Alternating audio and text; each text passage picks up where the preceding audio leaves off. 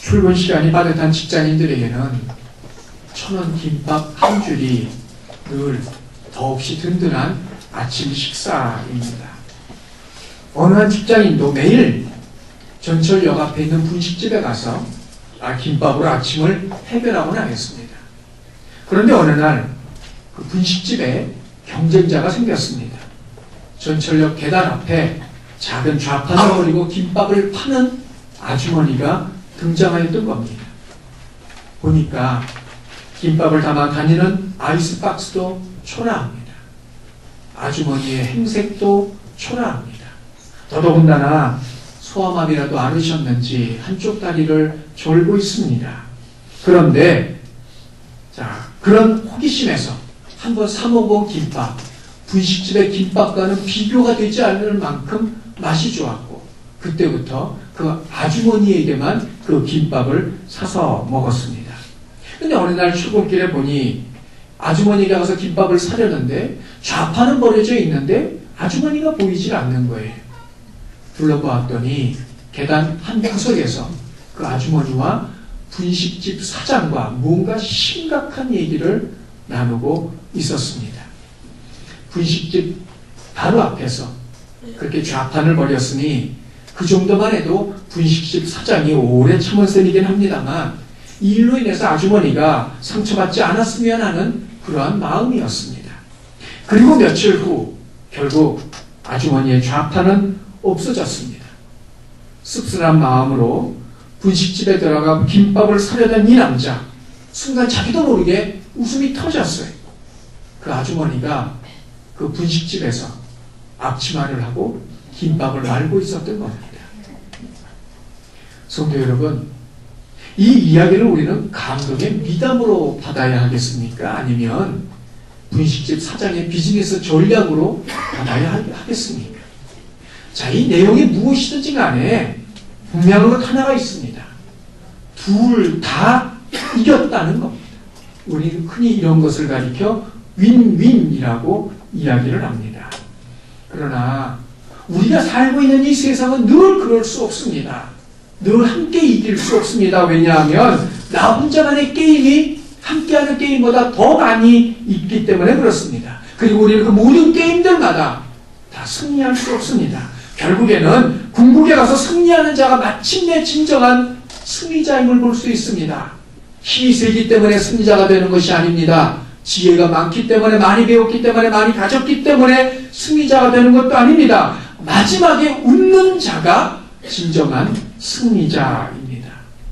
이는 신앙도 마찬가지입니다. 마지막에 웃는 그가 진정 신앙이 있어서도 승리자입니다. 그런데 이 승자는 그냥 되어지는 것이 아닙니다. 반드시 신앙이 어떤 대가를 치러야만 승자가 될 수 있습니다. 그러면 신앙인으로서 승자가 되기 위하여 치러야 될 대가, 그것은 과연 무엇일까요? 우리 오늘 본문을 중심으로 한 가지를 생각을 해보고자 합니다. 오늘 본문은 하나님의 7 재앙을 알림으로 시작이 되고 있습니다. 1절을 보십시오. 하늘에 크고 이상한 다른 이적이 나타나고 있습니다. 이상한 기이한이란 말입니다. 이적은 표적을 의미합니다. 자, 그런데 그건 7 천사의 7 재앙입니다. 예수님으로 말미암아 놀라운 역사가 펼쳐질 것이기 때문에 크고 기이한 이적이라고 말하고 있습니다. 이제까지 승승장구하던 사람들이 있습니다. 그들의 이름 하나만을 가지고 무게감을 갖고 있던 사람들이 있습니다. 그런데 이들이 어느 날 돌이킬 수 없는 패배자요 실패자가 되어버리고 말았습니다. 반면에 어떻게 해서든 전혀 회복될 것 같지 않게 보이던 그런 사람들이 있습니다. 때론 그들 가운데 이름이 있는 사람이 있긴 하지만 그럼에도 불구하고 그들을 가리켜 여전히 바보 같은 존재라고 평가를 내리고 있습니다. 그런데 어느 날 이들은 영원한 승리자요 성공자로 다시 전면에 등장하고 있습니다. 전자는 적그리스도에게 붙어서 자신의 생명을 유지했던 사람들이고, 후자의 사람들은 그리스도에게 붙어서 어떤 핍박이든 굴하지 않고 자신의 신앙을 포기하지 않았던 그런 사람들입니다. 그런데 어느 날 모든 것들이 다 뒤집어집니다. 적그리스도 편에 붙었기 때문에 세상에서 승승장구하던 사람들이 마침내 실패자가 되어버리고 맙니다. 그리스도에게 붙어서 자신의 신앙을 유지했기 때문에 실패자같이 보였던 사람들은 어느 날 마침내 최종적인 승리자가 되고 있습니다. 모든 질서가 다 뒤집어지고 있는 이것, 그러므로 말미암아 하나님의 예수님의 놀라운 이적이라고 오늘 본문은 우리에게 말하고 있습니다. 그 내용은 7 천사가 가지고 쏟아부을 7 대접의 재앙입니다. 바로 이 재앙이 시작되려는 그 찰나, 재앙이 시작되기 직전에 바로 그 순간 요한이 한편 다시 보았더니 불이 섞인 유리바다 같은 것이 보였습니다. 2절에 보면 하나님의 사람들이 불 붙는 유리바다 같은 곳에 서 있는 것을 보았어요. 이것은 이 4장에 이미 하나님의 성도들이 유리바다 가운데 서 있음을 말하고 있는데 불이 붙었다 심판임을 말하고 있는 것을 보게 됩니다. 그런데 그 유리바닷가에 수많은 사람들이 하나님의 검은 고를 들고 있습니다. 2절에 의하면 이들이 누구냐? 짐승과 그의 우상과 그 이름의 수를 이긴 자들이었습니다. 짐승, 지난 시간 살핀 대로 적 그리스도입니다. 그리스도를 포기하라고, 그리스도를 거부하라고 정치적인 압력을 가하는 존재입니다. 그의 우상, 거짓 선지자입니다. 역시 그리스도를 거부하라고 종교적인 압력을 놓고 있는 존재들입니다. 그 이름의 수, 6입니다. 이 역시 그리스도를 거부하라는 경제적인 압력입니다. 그리스도를 포기하게 하기 위하여, 그리스도를 향한 믿음을 거북해 하기 위하여 배반케 하려는 정치와 종교와 경제의 모든 핍박과 압력을 끝끝내 참고 견디며 이겨내었던 사람들입니다. 이들 가운데 일부는 이 일로 말미암아 자신의 목숨을 잃었을 수도 있습니다. 이들 가운데 일부는 그 일로 말미암아 고문을 받기도 하고, 이들 가운데 일부는 먹을 것이 없어 심각한 굶주림에 놓이기도 하였을 것입니다. 한편으로 보면 실패자요 패배자입니다. 자기 몸 하나 제대로 지켜낼 힘이 없는 자들이었기 때문입니다. 그러나 궁극의 이들은 마지막에 웃는 자들이었습니다. 마침내 모든 걸 다 이겨냈기 때문입니다. 그래서 2절에서도 이들을 향하여 이기고 벗어난 자들이라고 말하고 있습니다.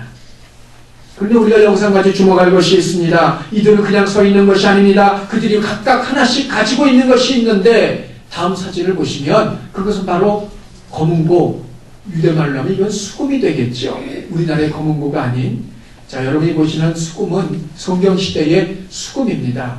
아랫부분에 네모나게 되어 있는 부분이 비어 있어요. 그래서 그 안에 공명, 소리가 울려서 나게 되어져 있는 그런 수금을 보고 계시는데, 저런 수금을 하나씩 들고 있더라는 겁니다. 전체 구조를 보면 이긴 자들은 저 수금을 하나씩 들고 연주하기 위하여 있는 걸 보게 됩니다. 그럼 이들이 수금을 들고 있다는 것은 연주하기 위함이고, 이 연주는 곧 자신들이 부를 노래에 대한 반주임을 알 수 있습니다. 그러면 이들이 부르는 노래는 과연 무엇일까요? 오늘 본문 3절, 4절에 그들이 부르는 노래에 대해서 말하고 있습니다. 먼저 3절에 보면 모세의 노래라고 하였습니다. 모세의 노래, 이스라엘이 애굽에서 나와 부딪혔던 첫 번째 어려움이었고 문제였고 시련이었던 그 홍해를 하나님의 은혜로 무사히 건너고, 이후에 뒤따라 들어왔던 애굽 군대가 홍해에서 수장됨을 보면서 모세와 미디안과 수많은 여인들과 모든 이스라엘 사람들이 함께 자신들을 구원하신 하나님을 찬양하는 그 노래를 불렀던 그 노래가 바로 모세의 노래입니다. 두 번째는 어린 양의 노래입니다. 구체적으로 그 노래의 내용에 대해서는 말하고 있지 않습니다만, 모세의 노래와 내용면에서는 동일한 구원하신 하나님을 찬양하는 노래임에는 분명합니다. 왜냐하면 오늘 본문의 3절, 4절이 바로 그것을 말하고 있기 때문에 그렇습니다. 각각 노래하는 주체는 다르지만 내용은 구원하신 하나님을 찬양하고 있습니다.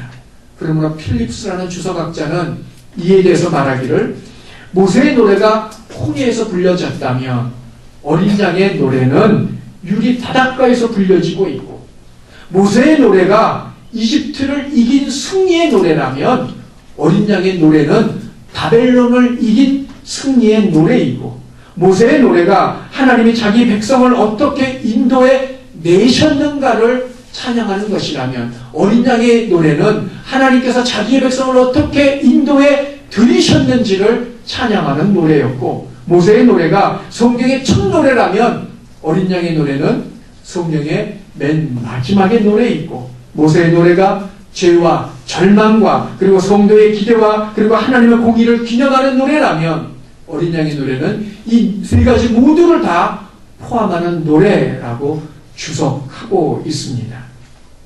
이 두 노래의 요점, 모세의 노래나 어린 양의 노래의 요점이 하나 있습니다. 핵심 하나. 그것은 하나님만이 구원이시고 모든 만국은 그래서 그 하나님을 경배하라는 겁니다. 하나님은 구원이십니다. 모든 사람은, 모든 만국은 그 하나님을 경배해야만 합니다. 이것이 모세와 어린 양의 노래의 핵심입니다. 이 노래는 짐승과 우상과 그 이름의 수를 이긴 자들이 하나님의 살아계심과 예수님의 행하신 이루심을 찬양하는 것입니다. 그렇다면 이 반대편에 있는 사람들, 궁극에는 실패자가 되는 이들에게 있어서 이 노래는 정말 듣기 싫은 소음일 수밖에 없습니다. 요즘은 사진과 같은 차인벨, 이런 걸 이제 차인벨이라고 이야기를 하거나 아니면 아파트 현관 앞에 있는 그런 걸 가리켜 차인벨이라고 이야기를 하곤 합니다만, 원래 맞는 이야기입니다. 근데 제가 전도사 때 차인벨로 교회에서 부르는 것이 있었어요. 그것이 뭐냐면 새벽 4시 한 반쯤 되면 각 교회들마다 밖에다가 스피커를 설치해 놓고 앰프를 켜서 들려지는 전자 찬양 음악 소리였어요. 은은하게 퍼져나가는, 아마 기억이 나는 분들도 계시리라고 생각을 합니다. 심지어 어떤 불신자는 그 음악 소리를 듣고 찬양 소리를 듣고 자기가 일어날 때라고 생각하고 일어나는 분들도 있었던 것을 제가 알고 있습니다. 그런데 이 차인벨 소리가 얼마 후부터는 한국교회에서 끊어졌습니다. 주변에서 시끄럽다고 민원을 넣었기 때문입니다. 이뿐만이 아닙니다. 한동안 한국에서는 산기도가 붐을 이뤘던 적이 있습니다. 지금처럼 이만한 날씨가 되면 산기도 혼자 하기 그냥 맨몸으로 지내기가 힘이 드니까 큰 비닐을 준비합니다. 그 비닐에 구멍을 2개, 숨구멍을 뚫고 그 비닐을 뒤집어 쓰고 앉아서, 바위 위에 앉아서 밤새도록 교회와 이 나라와 민족과 자기 가정과 자기 개인을 위하여 기도하던 사람들이 한둘이 아니었어요. 자, 그때 유명했던 장소가 삼각산, 청계산, 갈멜산 등이 바로 그런 부분에서 많이 성도들이 찾고 있던 그런 곳이었습니다. 그런데 한국교회는 지금은 그런 산기도 소리를 들을 수 없습니다. 시끄럽다고 민원이 들어갔기 때문입니다. 이유가 무엇일까요? 듣기 싫다는 겁니다. 찬양의 소리든 기도의 소리든 듣기 싫다. 그것이 이 시대의 모습이라는 겁니다. 그럼 우리는 과연 어떠합니까? 우리는 찬양의 소리, 기도의 소리, 말씀의 소리를 듣기 좋아하고 있습니까? 아니면 여전히 소음일 뿐입니까? 오늘 본문에 보면 이긴 자는 하나님을 찬양합니다. 그것이 이긴 자가 하는 일이기 때문에 그렇습니다. 그런데 여기 중요한 것 한 가지가 있습니다. 이긴 자들이 찬양하는 이유입니다. 이긴 자들이 찬양하는 건 당연한 일이겠죠. 그럼에도 불구하고 오늘 본문에 그들이 찬양하는 분명한 또 하나의 이유를 밝히고 있습니다. 이후에 5절에 보니 요한이 다시 보았더니 하늘에 증거 장막 성전이 열리고 있습니다. 증거. 자, 이 말은 그 지성소 안에 있는 언약궤 안에 넣어두는 십계명의 2 돌판을 말합니다. 증거, 하나님과의 언약을 상징하는 것입니다. 그리고 이것을 깨뜨리는 자에게는 하나님의 심판이 임할 것이라는 상호 계약을 상기시키는 것이 바로 이 증거입니다. 그런데 인류 역사는 이제까지 하나님과의 언약을 깨뜨려 왔고 그 결과 마지막 하나님의 심판을 앞두고 있다는 말입니다. 그러므로 이 증거라는 말은 하나님의 다가올 재앙을 마지막으로 이루고 있는 것과 다를 바가 없어요. 근데 그 증거를 두었던 장막, 즉 하나님의 성전이 열려지고 있습니다. 그리고는 그 성전에서 7 재앙을 가진 7 천사가 제사장이 입는 흰 세마포 옷과 허리에 금띠를 두고 뛰고 나타나고 있습니다. 그리고 이에 7절에 보면 내 생물, 아마도 하나님의 천사들 가운데 그룹 외에 스랍이라는 그런 이름을 가진 하나님의 천사들로 보여지는데, 이 네 생물 가운데 하나가 하나님의 진노를 가득히 담은 금대접을 그들에게 각각 하나씩 나누어 주고 있는 것을 보게 됩니다. 주목할 것이 바로 이 부분입니다. 네 생물 가운데 하나가 일곱 천사에게 각각 나누어 준 바로 그것이었습니다. 그것이 무엇입니까? 하나님의 진노가 담긴 금 대접이었습니다. 사진을 보여주시면, 지금 여러분은 성경시대에 제사를 드릴 때 마지막 포도주를 부어서 쏟아 부어드리는 전제 때 사용하는 그 금 대접을 보고 계십니다. 아마도 성경이 말하는, 오늘 본문이 말하는 대접이 저런 대접일 수도 있습니다. 얕다고 해서 하나님의 진노 또한 적다고 말하는 것이 아닙니다. 중요한 것은 그 대접이 금대접이라는 것입니다. 자, 이 금대접이 왜 문제가 되는 것일까요? 오늘 본문 이전에 이 금대접이 또 한 번 사용된 적이 있습니다. 그런데 관주 성경이라고 해서 이쪽 구절과 저쪽 구절을 비교해서 동일한 것임을 밝혀주는 성경에 의하면 오늘 본문에 등장하는 이 금대접이 또 한 번 사용이 됐는데 똑같은 금대접이라는 거예요. 계시록 5장 8절을 보십시오. 24장로들과 생물들이 그 어린 양 앞에서 엎드려 각각 검은 고와 향이 가득한 금대접을 가졌다는 거예요. 여기서 말하는 이 금대접이 오늘 본문에 등장하는 그 금대접이, 자, 그러면 동일한 금대접인데 5장 8절에 보면 그 금대접에 무엇이 담겨 있어요? 향이요. 근데 그 향이 뭐예요? 성도들의 기도라는 말입니다. 그냥 금대접이 아닙니다. 향으로 가득한 금대접이었고 이 향은 성도들의 기도였습니다. 그러므로 성도들의 기도로 가득한 금대접, 바로 이 금대접을 오늘 본문은 동일한 것임을 말하고 있습니다. 그런데 오늘 본문 7절에 보면 이 금대접은 하나님의 진노로 가득한 금대접이라고 말하고 있고 결국 성도들의 기도가 하나님의 진노임을 알 수 있습니다. 여러분, 이게 무슨 말일까요? 성도들은 하나님을 향하여 끝없는 탄원의 기도를 올렸습니다. 그렇게 올려지는 기도는 금대접 안에 차곡차곡 쌓여져만 갑니다. 그리고 어느 순간 더 이상 쌓을 곳이 없다고 판단이 되어지면 그 금대접은 그대로 들려 하나님께로 올라갑니다. 하나님께서 그 금대접을 받으시고 기도를 받으시고 비어있는 그 금대접 가운데 하나님의 진노를 담아 다시 내 생물에게 주셨고 내 생물은 그것을 각각 다시 가지고 나와 일곱 천사들에게 주었고 일곱 천사들은 그것을 가지고 나와 세상에 쏟아 부음으로 하나님의 마지막 재앙을 끝마치고 있더라는 말입니다. 결국 하나님의 진노를 가져온 것은 성도들의 기도였다는 말입니다.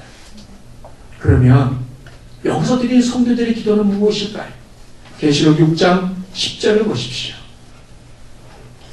자, 참되신 대주제여, 땅에 거하는 자들을 심판하여 우리 피를 갚아주지 아니하시기를 어느 때까지 하시려 하시나이까?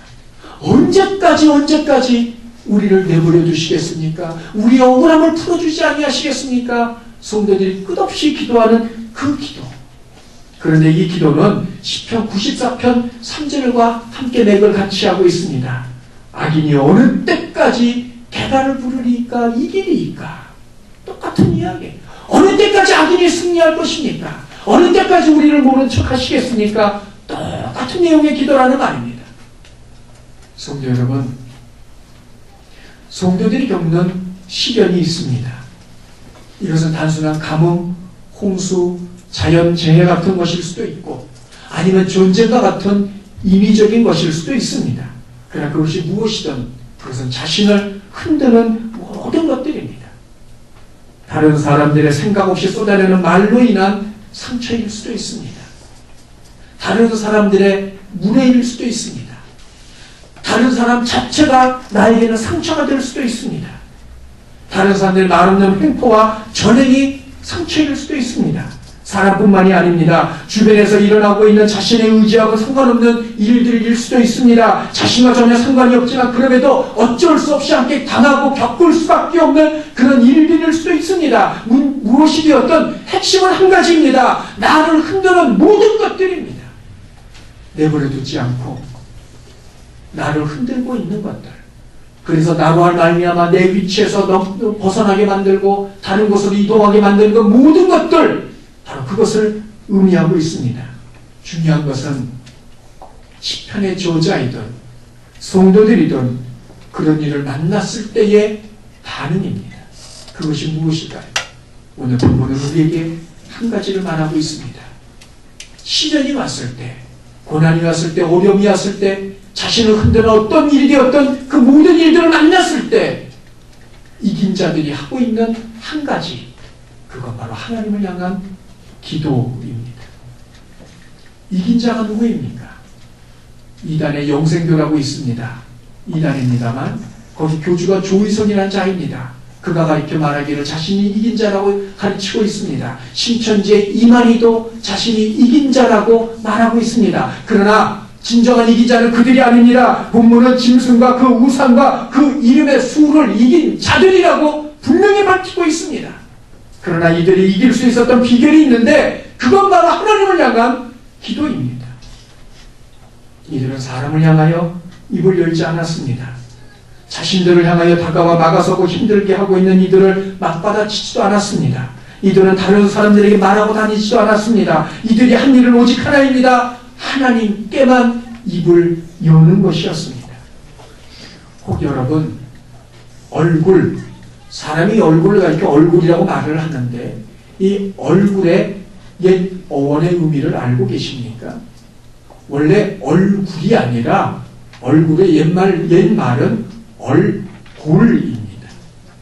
근데 이 얼골이라는 말의 뜻은 얼꼴이라는 말에서 나오고 있는 것을 보게 됩니다. 결국 얼굴이란 무엇이냐? 사람의 내면, 영혼을 말하는 겁니다. 꼴, 상태, 모습을 말하는 거예요. 결국 얼굴이란 무엇입니까? 그 사람의 내면의 상태를 보여주는 유리창이라는 말입니다. 그게 얼굴의 단어가 가지고 있는 뜻입니다. 그런데 얼굴만이 아닙니다. 말 또한 마찬가지입니다. 말이란 무엇입니까? 음성 혹은 문자로 나타내는 사고의 표현 수단이 말입니다. 이 음성으로 글로 표현되는 사고의 수단, 그것이 말이에요. 그런데 잠언 23장 7절을 보십시오.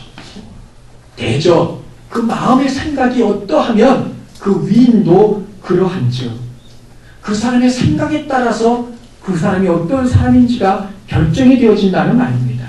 그런데 이 생각은 말로 표현이 되고 있습니다. 결국 다시 말하면 그 사람의 말이 그 사람이 누구인지를 결정짓는다는 말입니다. 오늘 본문에서 이긴 자가 누구입니까? 그는 하나님 앞에 기도하는 자입니다. 그 기도는 하나님께로 올라가고 하나님 그 기도를 들으시고 진노하사 심판하십니다. 그리고 하나님께 기도를 드렸던 그 사람들은 하나님의 그 진노의 심판이 있는 것을 바라보며 하나님을 향하여 찬양의 노래를 부르고 있는 자들입니다. 결국 누가 이긴 자입니까? 하나님께 기도하는 자들이요, 하나님 앞에 찬양하는 자들입니다. 성도 여러분, 이 세상에서 승리하길 원하십니까? 나를 힘들게 하는 사람들에게서 승리하길 원하십니까? 나를 몰아붙이고 있는 이 삶의 현장에서 승리하길 원하고 계십니까? 나를 무너뜨리고 내 힘을 빼고 나를 주저앉히는 상황과 환경에서 승리하기를 원하고 계십니까? 그러면 하나님 앞에 기도하십시오. 하나님께 입을 여십시오. 그 외에는 입을 닫으십시오. 그러면 그 기도가 쌓이고 쌓여 금대접에 가득할 것이고, 그러면 그 금대접은 하나님께로 올라갈 것이고, 그러면 하나님께서 그 금대접을 받으시고 그 기도를 들으시고 그 금대접 가운데 하나님의 응답을 담음으로써 천사들을 통하여 우리 가운데 내려주실 것입니다. 그리고 그때 우리는 그 하나님을 찬양할 수 있게 될 것입니다. 이긴 자가 누구입니까? 정말 이기고 싶은 자이십니까? 정말 이긴 자이십니까? 아니면 겉으로만 이겼지만 궁극에는 패배자로 남으시겠습니까? 이긴 자, 그는 마지막에 하나님을 찬양하는 자입니다. 찬양하면 전제 조건 하나, 그건 하나님을 향하여 드리는 기도입니다. 성도 여러분, 이기기 위하여 기도하고 계십니까? 무슨 일이든 기도하고 계십니까? 누가복음 18장 7절을 보십시오. 하물며 하나님께서 그 밤낮 부르짖는 택하신 자들의 원한을 풀어주시지 아니하겠느냐. 밤낮 부르짖는 자들의 택하신 자들의 원한을, 그 억울함을, 그 아픔을, 그 상처를 풀어주시지 아니하시겠느냐. 밤낮 부르짖는 자는 마침내 승리자가 될 것입니다. 기도는 승리입니다. 기도는 능력을 가져오고 생명을 가져옵니다. 또한 기도는 하나님을 일하시게 하고 하나님으로 하여금 무리 가운데 임하시게 만드는 것이 기도입니다. 그러므로 담대히 그 하나님 앞에 분명한 태도를 가지고 나아가십시다. 담대히 약속을 붙들고 응답이 올 때까지, 최후의 승리자가 될 때까지 믿음으로 기도하십시다. 그 기도를 오늘부터 시작하십시다. 마침 내일부터는 세ገብ절 특별 새벽 기도의 시간입니다. 세 분이 함께 모여 기도하십시오. 그 기도를 통하여 그 기도들이 쌓이면 하나님께로 올라갈 것이고 하나님께서 그 기도를 받으시고 반드시 우리 가운데 응답하실 줄로 믿습니다. 이러한 새벽 기도 가운데 함께 동참하시고 그야말로 하나님의 놀라운 은혜를 경험할 수 있기를 바랍니다. 기도하는 이가 최종의 승리자입니다. 최후의 찬양할 수 있는 자이기 때문입니다. 오늘은 종교개혁 주일입니다. 첫 번째 종교개혁이 이 성경을 평신도들에게 돌려준 것이라면, 두 번째 종교개혁은 하나님의 직분을, 하나님께서 맡기신 사명을 평신도들에게 돌려준 것이요, 오늘날의 종교개혁이라면 우리가 잃어버렸던 기도를 다시 회복하는 것입니다. 교회든 개인이든 가정이든 사업이든 기도를 고치지 않고 일어나는 법은 없습니다. 사도행전을 보십시오. 교회가 시작되기 전에 120명은 모여 하나님 앞에 기도하였고 그걸가 태어난 것이 교회입니다. 개인도 가정도 사업체도 마찬가지입니다. 이 기도를 회복하십시다. 그것이 오늘날의 종교개혁이고 마침내 승리자가 되는 비결입니다. 이 기도를 회복하심으로 우리의 교회를 일으키고 여러분의 가정을 일으키시고 여러분 개인을, 여러분의 사업체를 일으킬 수 있는, 그야말로 마침내 하나님 앞에 최종의 승리자가 다 될 수 있는 저와 여러분 다 되시기를 주님의 이름으로 축원합니다.